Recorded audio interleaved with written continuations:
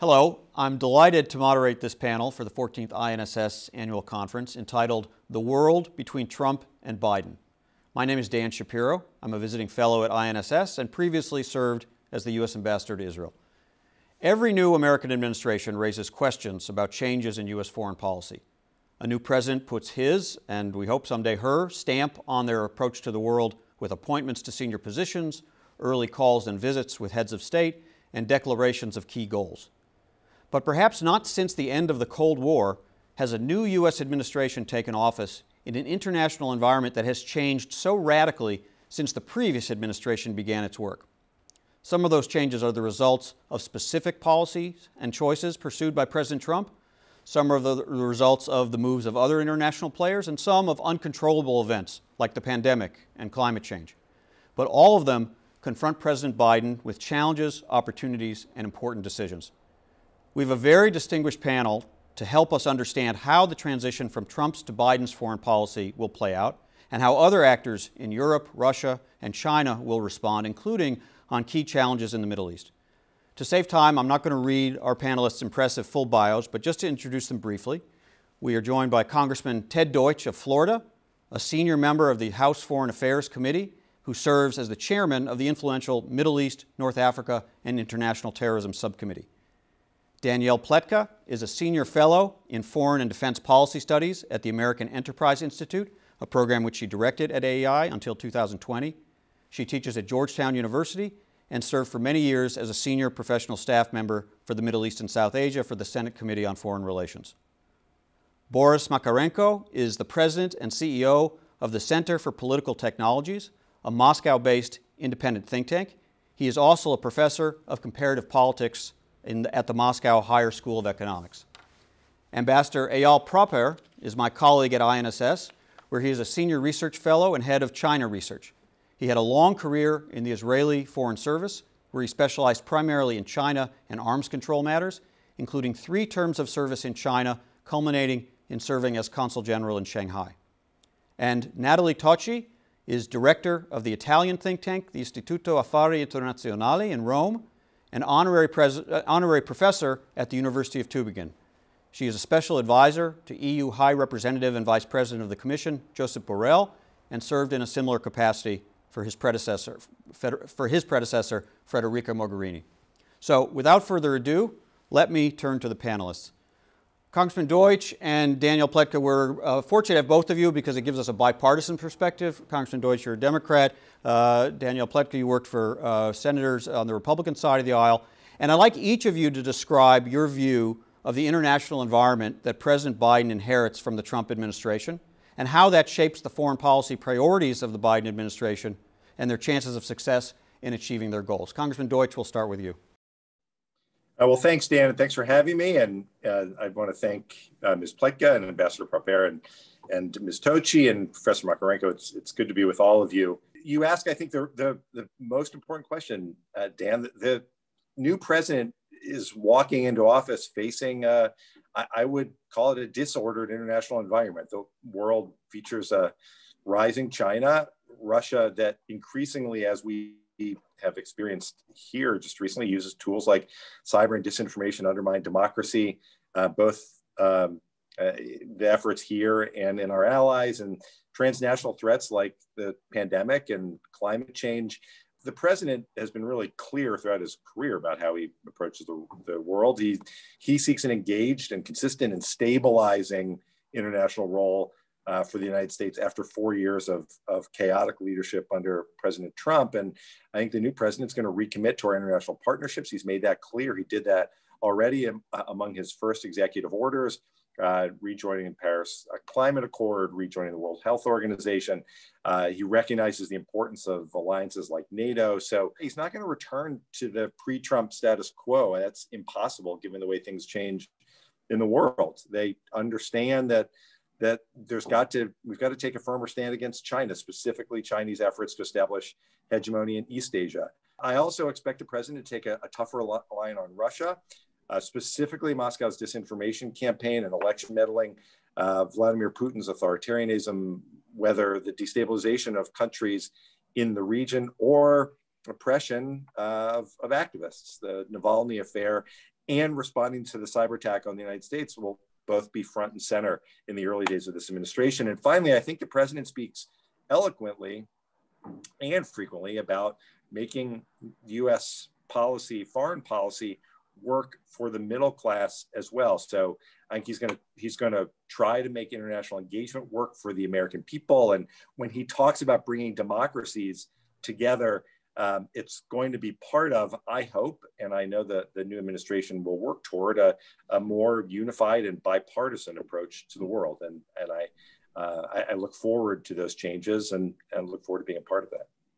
Thank you. Danny, same question to you. I don't agree that the immediate decisions of the Biden administration have been the wisest, and I'll drop into those for a second. But I agree completely with what Congressman Deutsch said about the challenges that the Biden administration is going to face.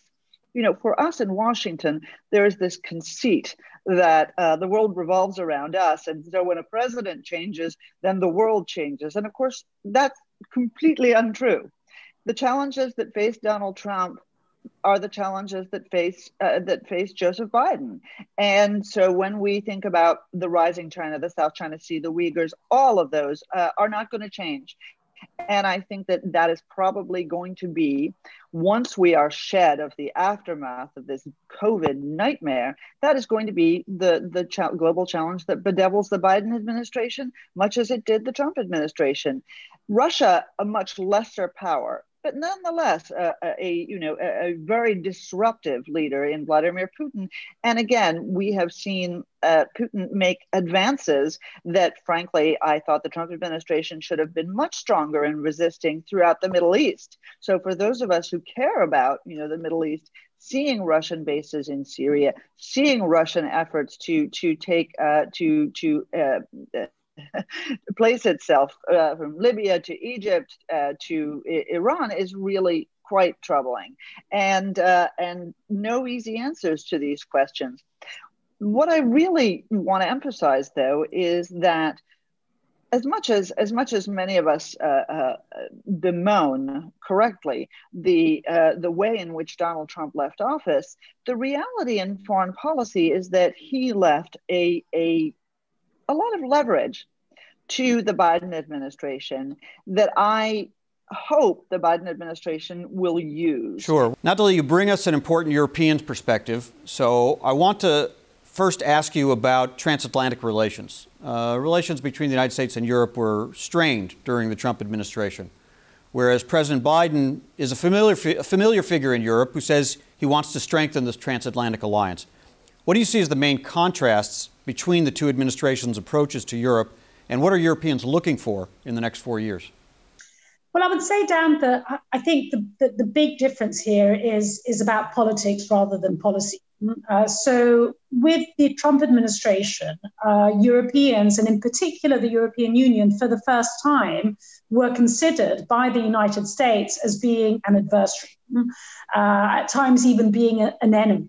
So this went beyond the agreements or disagreements that there was over different policy questions. And, at times, we have a tendency to look at the transatlantic relationship through rose-tinted lenses. Let's not forget that when it comes to policy differences, there have been many of these. But there was a fundamental difference over the last 4 years that now with the Biden administration will return back to essentially looking at the two sides of the Atlantic as belonging to the same family when it comes to identity, when it comes to values. Now, obviously, as I said, that doesn't necessarily mean that we're going to agree on everything. I could imagine that on most issues regarding sort of Europe and its surrounding regions, there's going to be broad agreement. I can imagine that there are going to be important policy differences when it comes to digital, when it comes to China, when it comes to trade. But those disagreements, those differences are going to be conducted within the confines, if you like, of a family. Thanks. Let's pull out to some other international perspectives. Dr. Boris Makarenko, I'll turn to you. Many observers would say that Russia benefited from the relationship President Trump sought to maintain with President Putin, while others distinguished between the president's preferences and the administration's policies, which maintain certain pressures on Russia. In either case, What kinds of changes is Russia preparing for in the Biden administration? And what impact do you see the recent poisoning and arrest of Alexei Navalny having on those relations? Well, let me start probably from a somewhat different perspective. You did mention in the notes we exchanged before the conference the grand bargain between Russian and American administrations. Grand bargain was in high fashion in Moscow, but not yesterday, but 4 years ago. When President Trump was coming to the White House, he was welcomed by the majority of Russian political class for a simple reason. He was not a Democrat. He was neither Barack Obama nor Hillary Clinton. Presumably, it couldn't get worse. That ideas of grand bargain and Trump's conservatism are long out of fashion.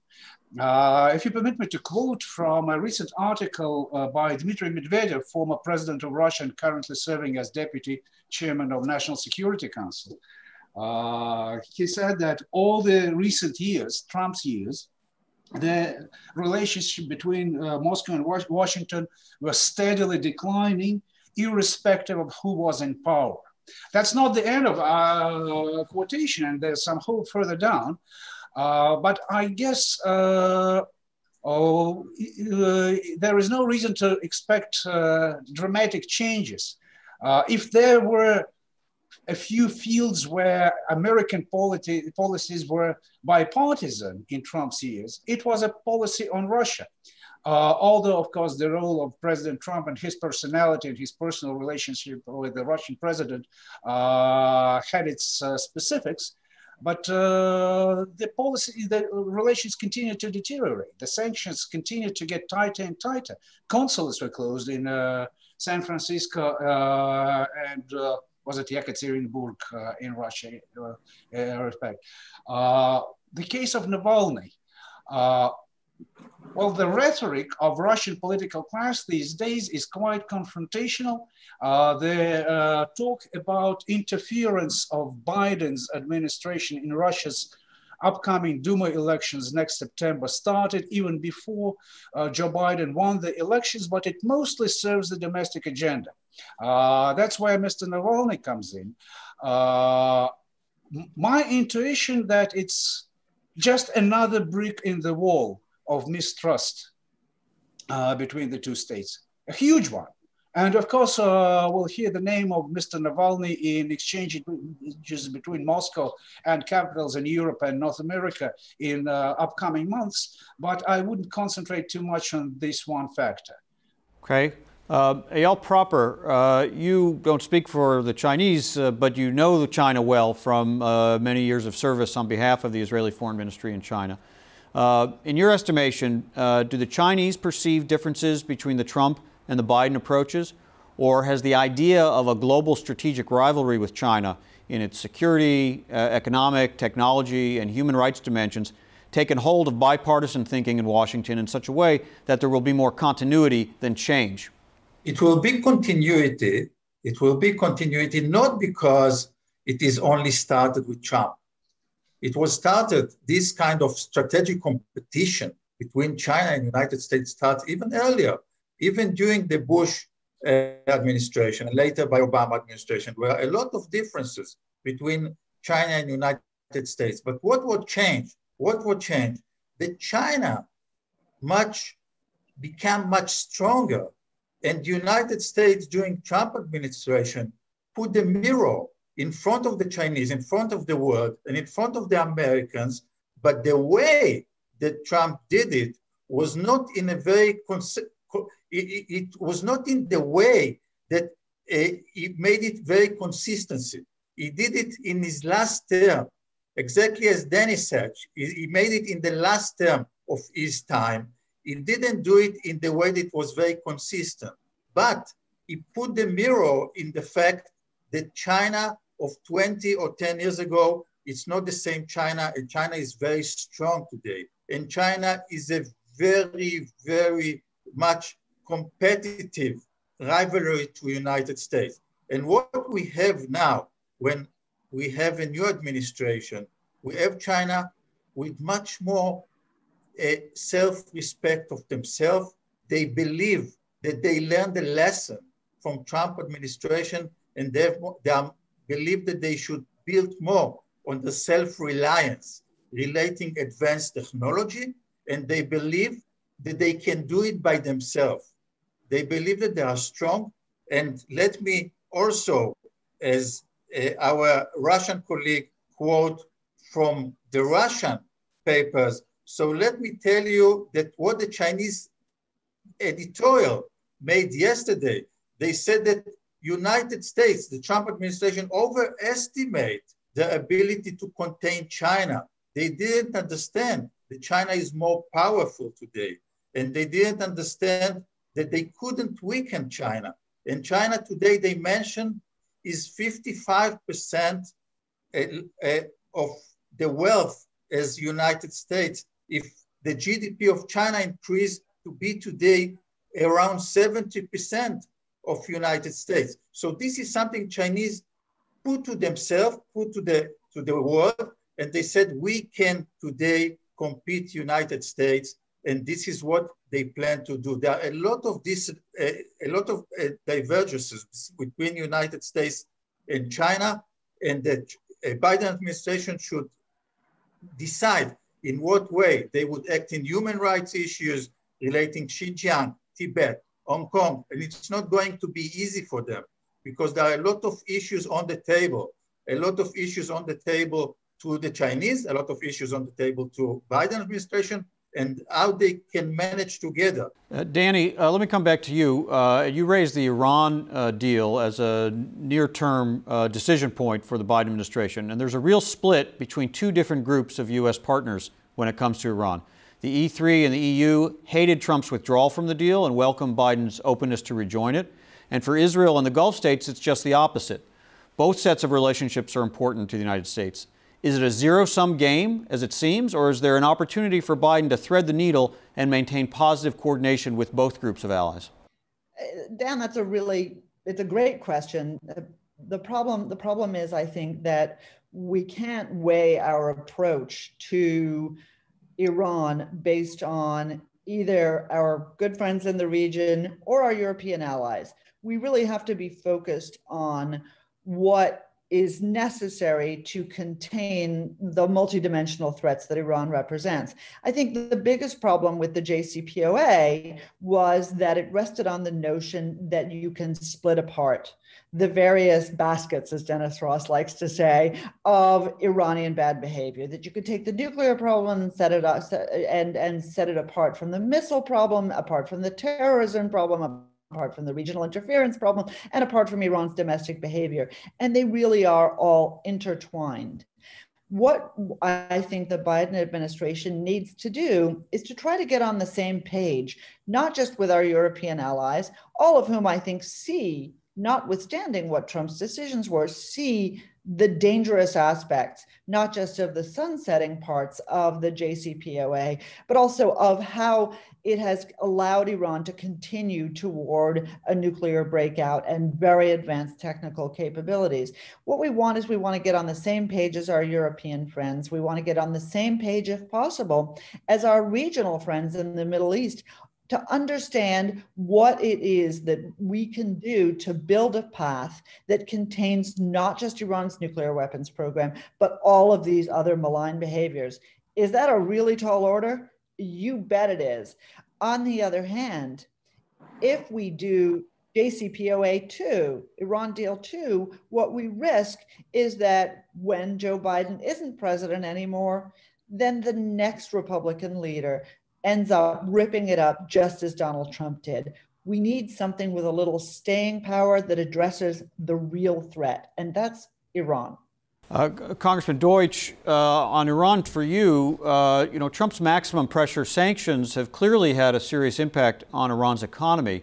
But on the other hand, as President Biden has pointed out, Iran's violations of the JCPOA after the U.S. withdrew from the agreement have brought it back to the threshold of a nuclear weapon. And there's mixed evidence on how Iran's regional behavior has been affected by sanctions, as our Israeli friends know because of the operations they've conducted in Syria. How well did Trump balance those competing factors, and how do you expect President Biden to do so? Look, the Trump administration clearly had a relentless focus on Iran and worked with Israel and our Gulf partners to contain the regional influence. That's going to continue, and it needs to continue in a Biden administration. Given the trends, I understand why President Biden wants to act to restrain Iran and its growing nuclear program. They've stated their intent, even in on the very first day of the administration. They stated their intent to demand compliance with the deal before moving forward with any sanctions relief, but also talked about lengthening and strengthening the deal, which is something that I know Danny and I and so many others think is a key requirement going forward. So you've got to, I think you can revive nuclear diplomacy with the help of our allies, especially in Europe. You can't do it without consulting with our allies in the region. That's critically important. And then lay the groundwork for additional agreements on other issues. The issue of missiles is now something that matters not just to our regional partners, not just to Israel and the Gulf states, but matters to the Europeans as well. And so as we go forward, we've got to have better coordination. We can't unilaterally or prematurely relinquish the leverage that Danny points out that we have, especially the economic pressure that we have. But as we look at the challenges that Iran faces, the ballistic missile threat, their activities in the region, in our conversations with European ambassadors, they also expressed concerns about these as well. So there is this, I'll finish with this, there is a broad understanding, I believe, among Biden and his advisors, our partners and our allies, both in the Middle East and in Europe, of a need to return to diplomacy to address wider concerns, recognizing that we do have leverage, but also recognizing that the accelerated development of the nuclear program in Iran starts to whittle away at that leverage. We don't want to be in a place where our position is to point to Iran and say, your economy has been weakened. And Iran's response to that is to say, well, here are all of the advances we've made on the nuclear front. How do we resolve this? We've got to tackle all of it. We've got to do it quickly. We've got to do it with our allies from Europe and with the region, both to stop their regional influence, diminish that, and then ultimately win support of Congress to do that and to address the nuclear issues. Natalie, let me ask you about Iran. The E3 and the EU have remained committed to try to preserve the Iran nuclear deal, the JCPOA, even after President Trump withdrew from it and Iran violated its commitments under the deal. Biden has said he would rejoin the deal in the context of mutual compliance. How will Europeans approach the effort to put this broken agreement back together again? And how will Europeans address opposition to rejoining the deal from Israel and the Gulf states? Well, yes, indeed. I think this is probably going to be one of the first foreign policy questions on which the Biden administration and Europe are going to be really working hand in hand. Now, as you said, Biden has been fairly clear in what the intention is, and it is a sort of clear compliance for compliance approach. But as we all know, it's easier said than done. So I think, one element of European action alongside the United States and obviously in dialogue with Iran is going to be of a rather technical nature in trying to sort of map out the sequencing of this compliance for compliance, which presumably will need to deliver tangible results ahead of the Iranian presidential election. I'm slightly more pessimistic when it comes to ballistic missiles. I'm far more optimistic when it comes to regional questions and making sure that that work track is pursued alongside achievements on the nuclear file.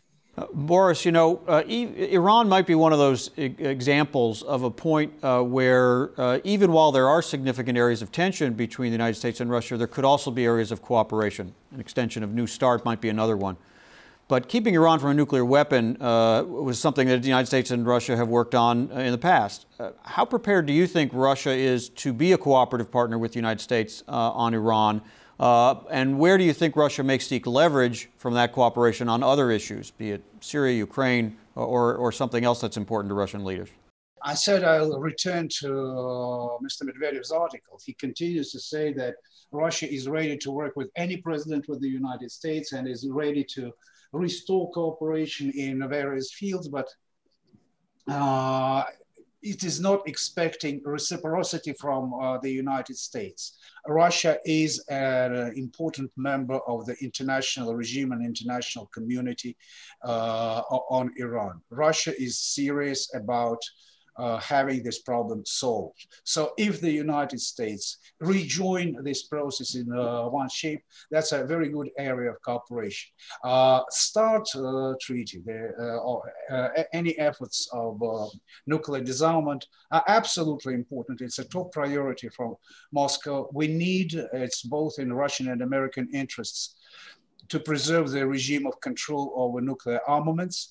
What smarter people than me say is that unlike 1970s, when building up this regime of control over nuclear arsenals paved the way for improvement of relations between Moscow and Washington in other fields. It opened way for that period which was called detente in relations. This time, it would be great to have a prolongation of the START treaty and continuation of dialogue on nuclear armaments, but the probability that it will extend to other spheres and seriously influence overall climate of Russian-American relations, that probability is not high. Many problems, including those you also mentioned, are dead-ended. Okay. Aeyal, China was a participant in the P5+1 talks with Iran, but it tended to take a backseat role. But as tensions rise in the strategic rivalry between the United States and China, would Chinese leaders consider changing their approach on Iran or on other issues in the Middle East to try to increase their leverage over the United States? Then you know that if you ask the Chinese, they would not agree that they took the back seat. They believe this is the way the West look at them. They think that they did a very important job, mainly since Xi Jinping took office in 2012, 2013, and they really assist in the backstage, not in a back seat, in the backstage to bring the Iranian to the agreement in 2015. Therefore, they were very much disappointed in 2017 and the decision of Trump administration to withdraw of this agreement, and they would like very much to see the Biden administration going back. But the Chinese already initiated any kind of idea, any kind of declaration, said Biden administration must come as soon as possible without any preconditions. I don't know how the Chinese would like to work it out, but let me tell you, this can be a very good chance for cooperation, because even during Bush administration and later during Obama administration, the Chinese voted together with the Americans 6 times in the Security Council when it was more important for them to cooperate with the states, for example, to have some points relating to Taiwan, to one China policy. So this is something on the table all the time. And if the Chinese would feel that they have more trust with the Biden administration, that they could gain more for themselves, they would work with them on any kind of solution and they will try to push the Iranian as much as they can gain more in what is called core interest of China. If they can gain something over there, they do it. And let me tell you something more. If the Chinese could succeed in bringing the American to the table and fulfill and to come back to this, it can bring them to decide to go with the Iranian on this 25-year strategic agreement. Up to now, the government in Beijing didn't go forward with this. People don't understand. People said we have already a strategic agreement between Iran and China, but it's not correct. The Chinese leadership didn't go with the Iranian eager to have it. So if they succeed to have, they could also for themselves have more economic benefits. Sure. Well, let's talk about some of the areas where some of those differences within the family still could emerge.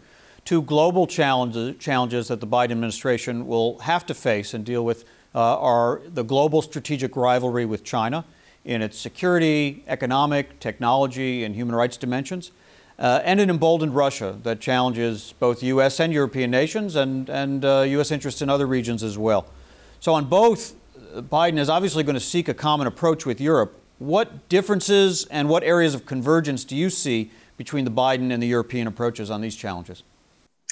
Well, I think that, in fact, both when it comes to Russia and China, the European view has consolidated and it's hardened.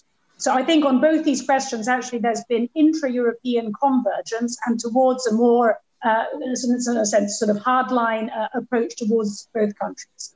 But that does not mean to say that when it comes to the transatlantic relationship, we're exactly on the same page. Now, I think when it comes to Russia, we will pretty much be on the same page, So there, to be honest, I don't see major differences, major disagreements. I think we're going to be aligned when it comes to sanctions, when it comes to Ukraine, when it comes to Belarus, when it comes to Syria, when it comes to Libya, across the board of Russian action. China, I think there are going to be differences. Now, it doesn't mean to say that there's going to be a divergence, but I think that ultimately the United States and Europe start from two slightly different premises. I think when it comes to the United States, this is, as you said, really viewed through the lens of rivalry. So let's assume for the sake of argument that China was a shining liberal democracy and it was rising and it was overtaking the United States. Would the United States have a problem with this? Well, I would argue that it probably would. Would Europeans have a problem with it? Well, probably not as much. Congressman Deutsch and Danny Pletka, I want to hear from each of you on maybe the biggest change in the Middle East that Biden will inherit from Trump, and that's the Abraham Accords. How big of a strategic change is that? And what opportunities do you think it creates for the Biden administration on further normalization, on a broadly supported Iran strategy, on addressing Chinese and Russian influence in the region, or on the Palestinian issue? Congressman Deutsch, let's start with you. It's a major strategic change. It's a really significant opportunity, I think. The normalization agreements greatly benefit regional stability. They benefit our own interests. We all know that Israel's cooperated with regional states on security issues for many years, but seeing that coordination play out openly, expanding it into new avenues, that signifies that the nature of these relationships changes. The Biden team and the new administration has recognized these important steps, praised the Abraham Accords, said they want to build upon them to develop ties between Israel and other Arab states. So I think the president's going to work to support Israel's regional integration and expand this coalition, which first and foremost is important to restrain Iranian influence in the Middle East. The trips, the tourism is great, but the challenge right at the moment is the significant challenge that we've already been talking about is Iran, and fostering activity, developing these relationships, amplifying U.S. Influence.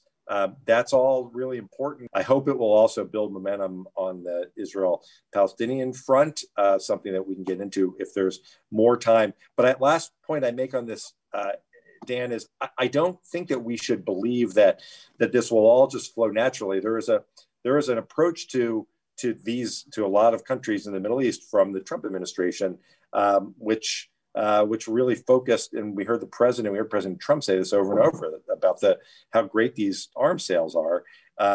Going forward, arms sales aren't going to drive the decision making in the White House. The positives from the Abraham Accords and what can come by expanding them is what's going to drive this process, and that's going to, I think, yield really significant steps forward, both in the security front and then ultimately beyond that, to strengthen the region as a whole. I think Biden has a lot of opportunities. The real question is going to be, who wins the great fight in the Democratic Party about the approach to the region. If the Biden administration takes a sensible approach, then what it will do is it won't suddenly turn tables hysterically on the U.S. relationship with Saudi Arabia. It won't suddenly bend to Iranian diktat on how to view the challenges in the region. It will build on what the Trump administration accomplished. And that was a great deal. We all, as the congressman said, we all talk about the tourism, but of course the tourism isn't at the center of it. What is at the center of the new Middle East, and I think we really can call it that, is A, a recognition that Iran represents the greatest threat, and B, a recognition that the Palestinians, who will never tire of quoting Abba Eban, never miss an opportunity to miss an opportunity, have continued to miss opportunities to the extent that they have become marginal to the interests of their Arab partners and friends of the past. And now the greatest champion of Palestinians is the country that supports Hamas and Hezbollah, and that is Iran. That's hugely dangerous. Will the Palestinians take advantage of newly called presidential elections to install a new generation that actually wants to grasp opportunities rather than simply exploit the world as it was in 1966? I don't know whether the Biden administration will bring that perspective. Some of the people who I've heard mooted as potential players worry me. Others, like you, Dan, are people in whom I have great confidence for their sensible approach to the Middle East. A lot of that is going to really require, I never thought I would say these words, okay, but is going to require an approach a little bit like that Jared Kushner brought.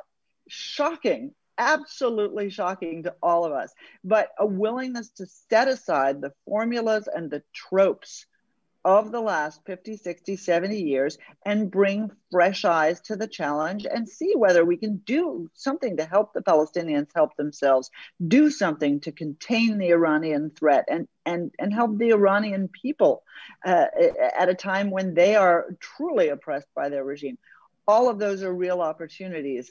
Will the Biden administration take them? I just don't know yet. On the other hand, we're only a few days in. It's not like we can express disappointment, only hope.